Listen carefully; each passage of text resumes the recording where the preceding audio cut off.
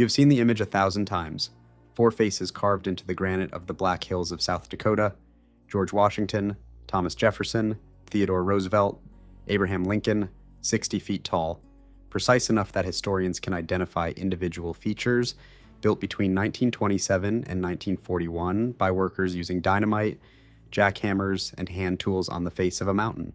The monument is real, the history is documented, the engineering is explained, and yet, depending on who you are and where you stand, what Mount Rushmore represents is something entirely different. This is not a story about whether the monument exists or how it was built.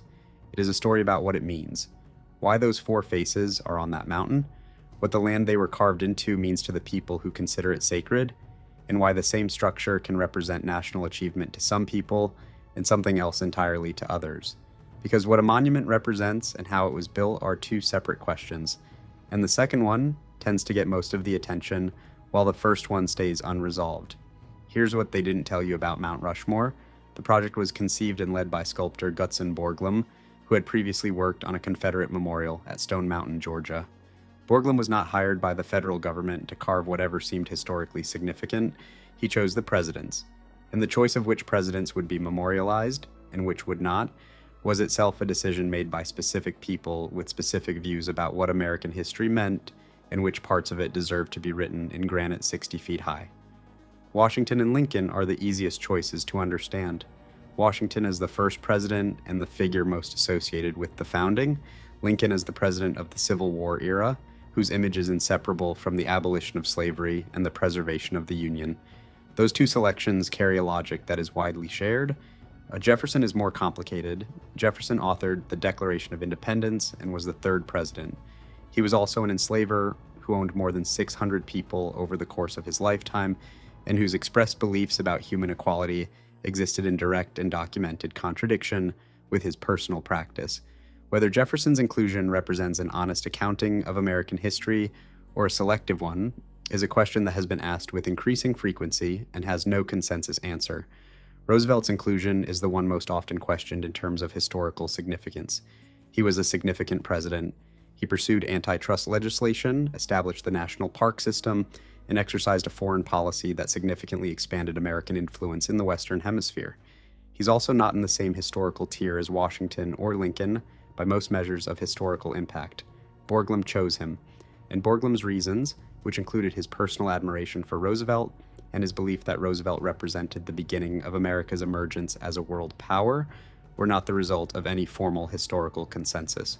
Pause for a second. The monument presents itself as a statement about American greatness. 4 figures carved permanently into natural granite, visible for miles, designed to last thousands of years according to Borglum's stated ambitions. It carries the implicit claim that these are the faces that define what America is. But the choice of those faces was made by one sculptor, working with the patronage of one state politician who helped fund the project, operating under the aesthetic and political assumptions of the 1920s and 1930s. When something looks almost impossible, do you question how it was done or accept the explanation given? Because the engineering question and the historical question are actually the same question in different forms. The engineering explanation is detailed and documented. Over 90% of the mountain was shaped using controlled explosives, with workers lowered down the granite face in harnesses to drill holes for dynamite charges, calculated to remove precise amounts of stone. The final finishing was done by workers with jackhammers, following painted guidelines that translated Borglum's scale models into the mountain's surface. It took more than 14 years and approximately 400 workers at its peak. No worker deaths were officially recorded during the construction. That is a remarkable fact given the conditions involved, and the documentary record, including payroll records, injury logs, and contemporaneous accounts, supports it. Some historians note that the absence of recorded deaths does not necessarily mean the absence of deaths, particularly in an era when record-keeping practices for construction workers, especially those from marginalized communities, were inconsistent. Others point to the same records as evidence that the project's safety record was genuinely exceptional for its time. Now look at this. How much trust do you place in official records when something feels larger than expected? That question applies to the construction records and to the broader historical narrative simultaneously. The official account of Mount Rushmore is coherent and well documented. It is also an account produced by and for a particular version of American national identity, the same historical forces that led to the selection of 4 specific faces to define that identity also shaped what was documented, preserved, and emphasized in the record. This is where it gets interesting. The land on which Mount Rushmore stands is not simply the Black Hills of South Dakota in a neutral geographic sense. It is Paha Sapa, which translates as the heart of everything that is in the language of the Lakota Sioux. The Black Hills are considered sacred in Lakota culture and tradition, central to spiritual practice and cultural identity in a way that has no parallel in American political geography. The Black Hills were guaranteed to the Lakota by the Treaty of Fort Laramie in 1868, one of the most significant treaties between the United States government and a native nation. The guarantee was explicit.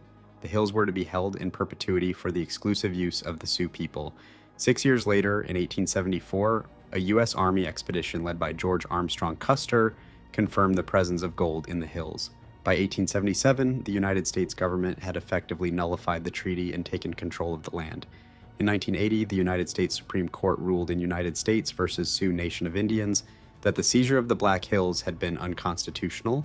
The court awarded the Sioux Nation approximately $105 million in compensation. The Sioux refused the money. They wanted the land, not payment for it. That compensation, with interest, has grown to more than $1 billion. It remains unclaimed. The Sioux have not accepted it.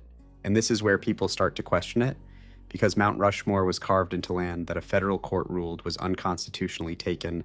The four faces it displays represent a nation whose government made and then broke a treaty, guaranteeing that land to another people. The monument that celebrates American greatness stands on ground that the American legal system acknowledged was taken through a process that violated the law.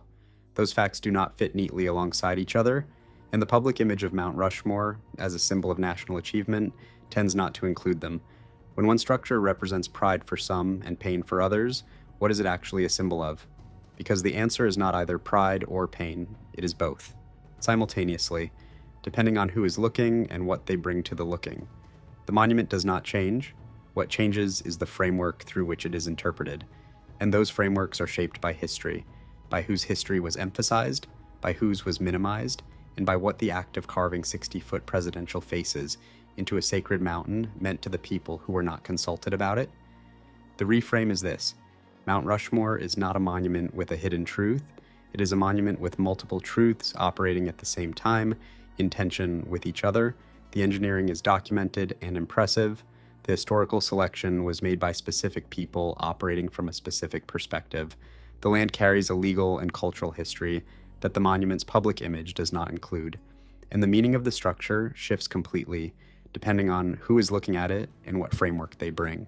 The physical reality of the monument is not in question. The meaning of it has never been settled. So here's the question worth sitting with.